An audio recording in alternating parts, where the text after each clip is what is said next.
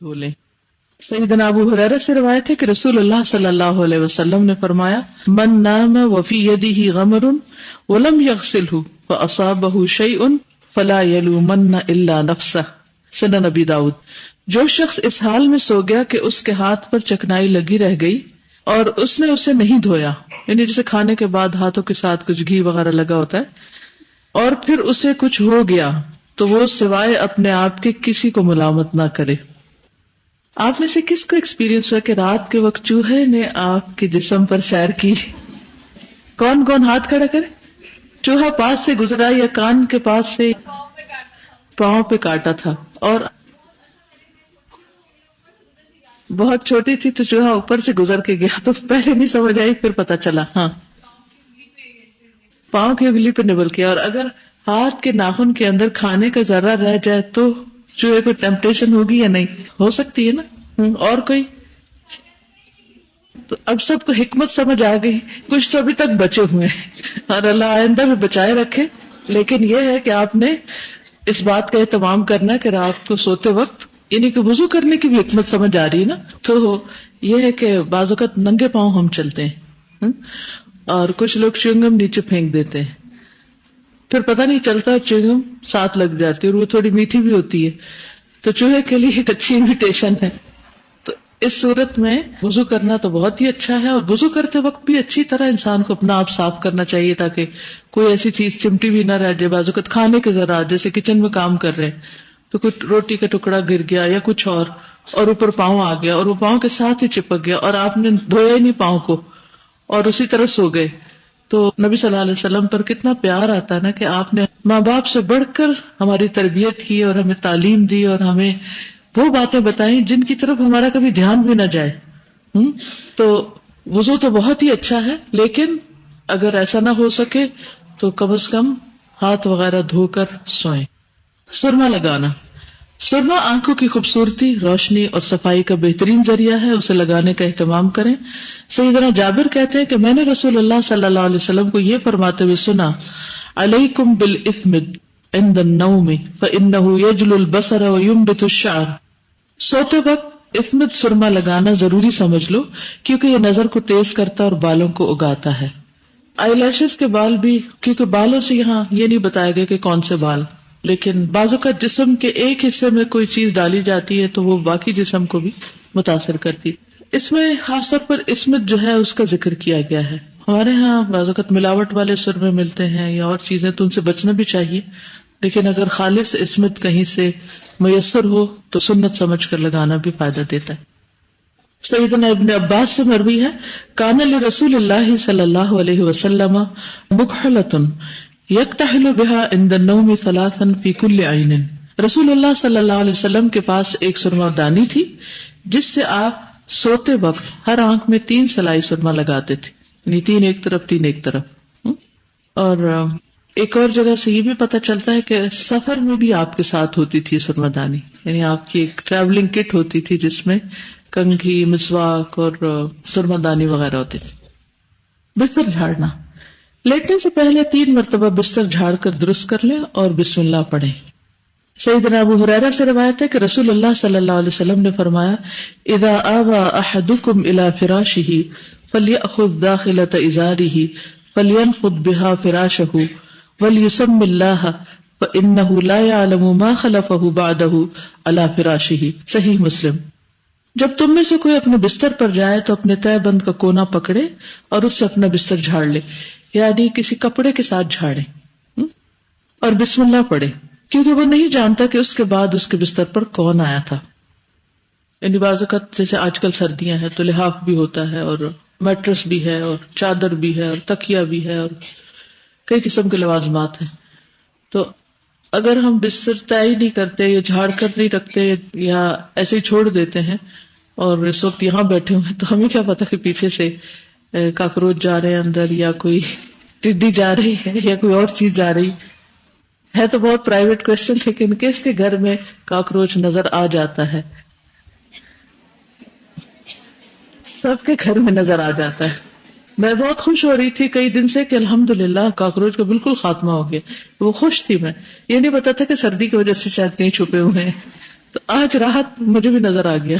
اور بعض کاکروچ تو اڑنے والے ہوتے ہیں، تو اس لیے نہیں پتا کہ کہاں سے کیا چیز اڑ کے اندر گھس گئی ہو، اور رات کو آپ سو رہے ہو تو اس وقت وہ رنگتی رنگتی آپ تک آ جائے، یا کوئی چیونٹیاں یا کوئی اور چیز. تو اس لیے بستر جھاڑنا ہے انشاءاللہ. اگر آپ سمجھے کہ باقی سارا صاف ستھرا ہے اور کوئی ایسی چیز نہیں ہے تو بھی سنت سمجھ کر اس کو 3 دفعہ کپڑے سے جھاڑ لیں، اپنے دوپٹے سے جھاڑ لیں. ٹھیک ہے.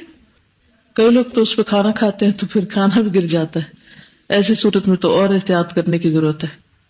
کھانے سے مراد ضروری نہیں کہ آپ ڈنر یا لنچ کریں وہاں، اس سے مراد جیسے بسکٹ وغیرہ بھی کھانا.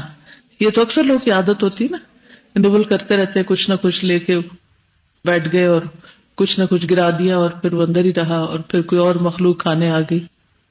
سیدنا ابو ہریرہ سے روایت ہے کہ رسول اللہ صلی اللہ علیہ وسلم نے فرمایا اذا جاء احدکم الى فراشہ فلینفضہ بسنفۃ ثوبہ 3 مرات. صحیح البخاری. جب تم میں سے کوئی شخص اپنے بستر پر جانے لگے تو اسے چاہیے کہ وہ اپنے کپڑے کے کنارے سے اسے 3 مرتبہ جھاڑ لے. ایک میں ازار کا لفظ ہے اور ایک میں کپڑے کا لفظ ہے. تو اگر صرف کپڑے کی بات ہے تو اس سے آپ کا سکارف اور دوپٹہ یا کوئی بھی چیز ہو سکتی ہے جس سے آپ اسے جھاڑ لیں. آپ نے فرمایا تم دونوں نے جو چیز مجھ سے مانگی ہے کیا میں اس سے بہتر ایک بات نہ بتاؤں؟ جب تم اپنے بستر پر لیٹ جاؤ تو 33 مرتبہ سبحان اللہ، 33 مرتبہ الحمدللہ اور 34 مرتبہ اللہ اکبر کہا کرو. یہ تمہارے لیے خادم سے بہتر ہے. اس میں 2-3 چیزیں آ رہی. نمبر 1 یہ ہے کہ حضرت فاطمہ بہت زیادہ گھر کے کام کرتی تھی. وہ ہمارے رول ماڈل ہیں یا نہیں؟ تو گھر کے کام کر کے کیا وقت ضائع ہوتا ہے؟ اور گھر کے کام کر کے کیا انسان کی عزت اور مقام مرتبہ کم ہوتا ہے؟ نہیں. یہ ہمارا کلچر ہے کہ جس میں گھر کے کام کرنے کو عزت یا مرتبے کے خلاف سمجھا جاتا ہے. ایسا کچھ بھی نہیں ہے. اللہ کے رسول صلی اللہ علیہ وسلم کی پیاری بیٹی حضرت فاطمہ گھر کے اتنے کام کرتی ہیں کہ تھک کر چور ہو جاتی. اور پھر جن لوگوں کو آٹا گوندنا مشکل لگتا ہے وہ شکر کریں کہ انہیں چکی نہیں پیسنی پڑتی، کیونکہ اکثر لوگوں کو آٹا گوندنا مشکل لگتا ہے. کوئی مشکل کام، پکی پکائی روٹی چاہیے، نان کھا لیں گے لیکن روٹی نہ بنانی پڑے. تب آپ سوچئے کہ وہ ہم سے ایک سٹیپ آگے ہیں. وہ گندم بھی خود پیس رہی ہے، جو یا جس چیز کی بھی روٹی بنتی اور پھر اس کے بعد گونتی بھی ہیں اور اس کے بعد پکاتی بھی ہیں. کتنی محنت ہے. دوسری بات یہ ہے کہ جب انہیں پتا چلا کہ ان کے والد کے پاس غلام آئے ہیں تو انہوں نے سوچا کہ چلے اور لوگ لے رہے ہیں میں بھی لے لیتی ہوں، جا کے میرے بھی ذرا زندگی آسان ہو جائے گی، ایک ہیلپر مل جائے گا. تو آپ اتفاق سے گھر نہیں تھے تو انہوں نے میسج دے دیا حضرت عائشہ کو. تو حضرت عائشہ نے پیغام پہنچا دیا. اگر بحیثیت ماں یا باپ کے آپ کا بچہ آپ کے پاس ایسی کوئی ریکویسٹ لے کر آئے کیا کریں گے؟ اگر آپ کا بچہ آپ کے پاس آئے اور کہے میں تھک گئی ہوں یہ کام کرتے ہوئے، مجھے ہیلپ چاہیے، کیا کریں گے؟ اگر تو ماں باپ کے اندر ایبلٹی ہو دینے کی تو وہ ضرور دیتے ہیں، نہیں تو اس کو اس طرح سے فیل ضرور کرواتے ہیں کہ تمہارا اتنا ظلم ہو تو Yes. یعنی اگر بچے کام کر رہے ہیں تو ان کے کاموں کا سوچ کے ہی مائیں ان کا دم نکلنے لگتا ہے، رونے لگتی ہیں. اور بعض اوقات تو کہتی بس واپس آ جاؤ، چھوڑو یہ کام کاج، تم اتنے نازوں میں پلی ہوئی تھی، تم کہاں پھنس گئی ہو، اور گھر تک خراب کر دیتے. نبی صلی اللہ علیہ وسلم نے ایسے موقع پر کیا کیا؟ آپ صلی اللہ علیہ وسلم تشریف لے گئے، ساتھ غلام کوئی نہیں لے کر گئے. جب وہ گئے تو وہ دونوں اٹھنے لگے. اس سے کیا پتا چلتا ہے کہ ماں باپ آئے تو اٹھ کر استقبال کرنا چاہیے. آپ نے فرمایا نہیں لیٹے رہو، تو وہ لیٹے رہے. تو آپ ان کے پاس اس طرح بیٹھ گئے، حضرت علی اور فاطمہ سامنے لیٹے ہوئے اور آپ جس طرح اپوزٹ سائڈ پر بیٹھ گئے اور آپ نے بھی اپنی ٹانگیں دونوں کے بیچ میں لمبی کر لی. آپ کا پاؤں حضرت علی کے پیٹ پہ جا لگا. اس سے کیا پتا چلتا ہے کہ کیسے محبت کے رشتے تھے، کتنے قریبی رشتے تھے اور کتنی بے تکلفی تھی. اور پھر آپ نے فرمایا تم دونوں نے مجھ سے جو چیز مانگی ہے کیا میں اس سے بہتر چیز نہ بتاؤں؟ ایکچولی ہم لوگ کے پاس آلٹرنیٹ نہیں ہوتے دینے کے لیے، ہماری مشکل یہ ہے. اسی لیے ہم پھر نہ ان کی تھنکنگ چینج کر پاتے ہیں نہ اپنی کر پاتے ہیں اور ایک مزری میں مبتلا رہتے ہیں. اور یہ یعنی سنت کو بدنام نہیں کرنا آپ نے. ٹھیک. پھر ہے چراغ بجھانا. سونے سے قبل گھر کی روشنیاں بجھا دیں. روشنی میں سونا مضر صحت بھی ہے. سیدنا جابر سے روایت ہے کہ رسول اللہ صلی اللہ علیہ وسلم نے فرمایا اطفئوا المصابیح باللیل اذا رقدتم، رات کو جب سونے لگو تو چراغ بجھا دیا کرو. اور اگر بجلی کی لائٹس ہوں تو بھی ضرورت سے زائد لائٹس جلانا جو ہے وہ اسراف میں بھی آتا ہے اور بجلی بھی خرچ ہو جاتی جس میں کوئی کام ہو نہیں رہا ہوتا. دائیں کروٹ پر لیٹنا یعنی رائٹ سائڈ پہ سونا. دائیں کروٹ پر سوئیں، اگر سوتے میں کروٹ بدل بھی جائے تو کوئی حرج نہیں، یعنی سوتے ہوئے obviously ایک طرف تھک جاتی، پوری رات ایک کروٹ پہ آپ نہیں سو سکتے، لیکن جب سونے کا آغاز کریں تو دائیں طرف سوئیں. رسول اللہ صلی اللہ علیہ وسلم نے سیدنا براء بن عازب کو نصیحت کی، اذا اتیت مضجعک فتودع وضوءک للصلاة ثم استجع على شقک الایمن، صحیح البخاری. جب تم اپنے بستر پر آؤ تو نماز جیسا وضو کرو، پھر اپنے دائیں پہلو پر لیٹا کرو. سیدنا ابو قتادہ روایت کرتے ہیں، کان رسول اللہ صلی اللہ علیہ وسلم اذا کان فی سفر فعرس بلیل استجع علی یمینہ واذا عرس قبیل الصبح نصب ذراعہ ووضع رأسہ علی کفہ، صحیح مسلم. رسول اللہ صلی اللہ علیہ وسلم دوران سفر جب رات میں پڑاؤ ڈالتے تو اپنی دائیں کروٹ لیٹا کرتے اور صبح سے کچھ پہلے پڑاؤ ڈالتے تو بازو کو کوہنی کے بل کھڑا کر کے ہتھیلی پر اپنا چہرہ رکھا کرتے تھے. کیسے؟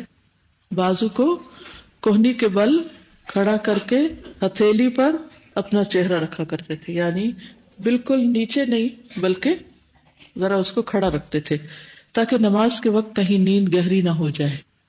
یعنی کونی ٹکا کے اس پر ہاتھ رکھ کے سو رہے ہیں تو آپ پوری طرح بے خبر نہیں سو سکتے، آپ کانشیس بھی رہیں گے اور تھوڑا آرام بھی کر لیں گے. بائیں طرف لیٹنے کی ممانعت کیوں ہے اور اس میں نقصان کیا ہے؟ بائیں طرف ہمارا دل ہوتا ہے، اس پر بوجھ آتا ہے، اگر ساری رات ادھر لیٹیں گے تو مشکل ہوگی. اور کوئی وجہ؟ اور کیا آتا ہے ذہن میں خیال؟ جی شاباش، ہر کام دائیں ہاتھ سے کرنا چاہیے، دائیں جانب سے شروع کرنا چاہیے. تو اس لیے بھی طبی وجوہات کوئی بھی ہو سکتی، لیکن ہمارے دین کا ایک طریقہ ہے، ہمارا ایک لائف سٹائل ہے، اور وہ لائف سٹائل جو ہے وہ رائٹ ہینڈڈ یا رائٹ سائڈ سے کام کرنے کے لیے کہتا ہے.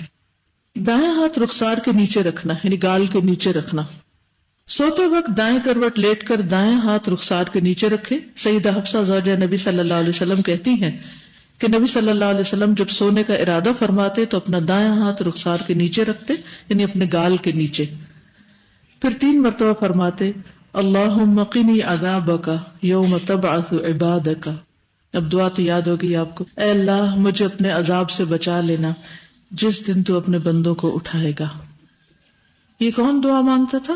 نبی صلی اللہ علیہ وسلم. آپ کے تو سارے گناہ بخشے ہوئے تھے، پھر آپ کیوں یہ دعا مانگتے تھے؟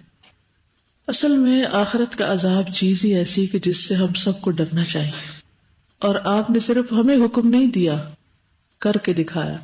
اور ویسے بھی نیند جو ہے وہ موت سے قریب تر ہے، موت کا ہی ایک ایکسپیرینس ہے، کیونکہ ایک روح چلی جاتی ہے انسان کے جسم سے. تو اس صورت میں انسان کو نہیں پتا کہ کل اٹھے گا یا نہیں اٹھے گا.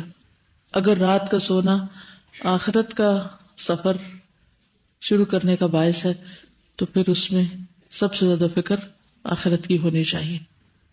عام طور پر رات کو سوتے ہوئے لوگوں کی زیادہ تر فکر کس چیز کی ہوتی ہے اور خواب بھی کس چیز کے دیکھتے ہیں؟ جو دن بھر کیا ہوتا ہے یا کل پیش آنے والا ہوتا ہے، یعنی دنیا کے دن، پاسٹ، پریزنٹ، فیوچر، اس کے بارے میں زیادہ سوچتے ہیں. آخرت کے بارے میں ہم کم ہی سوچتے ہیں، حالانکہ ہم سب کو اصل فکر اس دن کی لگنی چاہیے جس دن کوئی بھی کام نہیں آئے گا. تو آج رات سوتے وقت اپنے فکر افکار کا بھی جائزہ لیں کہ آپ کیا سوچتے ہیں، اس وقت کیا چیز آپ کی نیند خراب کر دیتی. سیدنا حذیفہ نے فرمایا کان النبی صلی اللہ علیہ وسلم اذا اخذ مضجعه من اللیل وضع یده تحت خده، صحیح البخاری. نبی صلی اللہ علیہ وسلم جب رات کو اپنے بستر پر لیٹتے تو اپنا ہاتھ رخسار کے نیچے رکھتے، پیٹ کے بل نہ لیٹنا یعنی اوندے منہ نہیں لیٹنا. رات یا دن کسی بھی وقت پیٹ کے بل نہ لیٹے. سیدنا ابو ہریرہ سے روایت ہے کہ رسول اللہ صلی اللہ علیہ وسلم نے ایک شخص کو پیٹ کے بل لیٹے ہوئے دیکھا تو فرمایا ان هذه زجعۃ لا يحبها اللہ، بے شک اس طرح پیٹ کے بل لیٹنا اللہ تعالیٰ کو پسند نہیں. تو ہمیں ایسا کام نہیں کرنا چاہیے جو اللہ تعالیٰ کو پسند نہ ہو، خواہ ہمیں عادت پڑ بھی چکی ہو، پھر بھی اس عادت کو توڑنا چاہیے. بعض مائیں بچوں کو الٹا لٹاتی ہیں کیونکہ اس طرح بچے زیادہ سوتے ہیں، یا ان کو سکون مل جاتا ہے. پیٹ میں اگر کوئی تکلیف ہے، گیسز وغیرہ، درد ہے، تو اس کے لیے ان کو وہ الٹا لٹا دیتی. اب کیا ہوتا ہے کہ وقت کے ساتھ ساتھ ان کو الٹا ہی سونے پر نیند آتی اور پھر بڑے ہو کر یہ عادت پڑ جاتی. تو اس بارے میں ہمیں نہ صرف اپنے سونے کے پوزیشن بلکہ اپنے بچوں کی پوزیشن پر بھی غور کرنا ہے کہ ان کو ایسی عادت نہ ڈالی جائے کہ جو بڑے ہو کر ان کے لیے پھر توڑنا مشکل ہو جائے. سیدنا ابو ذر سے روایت ہے کہ میں پیٹ کے بل لیٹا ہوا تھا، دن کو لیٹے ہوں گے کہیں. نبی صلی اللہ علیہ وسلم میرے پاس سے گزرے، مجھے قدم مبارک سے ٹھوکا دیا اور فرمایا یا جندب انما هذه زجعۃ اہل النار، اے پیارے جندب بے شک یہ اہل جہنم کے لیٹنے کا انداز ہے، یعنی ناپسندیدہ طریقہ ہے. پھر تہجد کی نیت کر کے سونا. تہجد کی نیت کر کے سوئیں. حضرت عائشہ رضی اللہ تعالی عنہا سے روایت ہے کہ رسول اللہ صلی اللہ علیہ وسلم نے فرمایا من اتی فراشہ وهو ينوی ان یقوم یصلی من اللیل فغلبته عیناہ حتی اصبح کتب له ما نوى وكان نومه صدقة علیہ من ربہ عز وجل. سنن النسائی. جو کوئی اس نیت سے اپنے بستر پر آئے کہ رات کو تہجد کے لیے اٹھے گا اور پھر اس پر نیند غالب آ جائے یہاں تک کہ صبح ہو جائے تو اسے اس کا اجر مل جائے گا جس کی اس نے نیت کی تھی، اور اس کے رب عز و جل کی طرف سے اس کی نیند اس کے لیے صدقہ ہو جائے گی. تو اس سے نیت کی اہمیت کا بھی پتہ چلتا ہے کہ اگر آپ کسی چیز کے لیے ارادہ کر لیتے ہیں اور کسی وجہ سے نہیں کر پاتے تو آپ کو اس کا پورا پورا اجر مل جاتا ہے. اصل میں انسان کے اعمال کا تعلق اس کی سوچ سے ہوتا ہے. جب سوچ اچھی ہوتی ہے، سوچ مثبت ہوتی ہے، کچھ کرنے کا جذبہ، ارادہ، تمنا، امنگ ہوتی ہے تو مشکل سے مشکل حالات میں بھی انسان اس کام کو کر جاتا ہے. لیکن اگر سوچ ہی ڈھیلی ہو یا سوچ میں خرابی ہو تو پھر بہت سے راستے ہوتے ہوئے بھی انسان چل نہیں پاتا.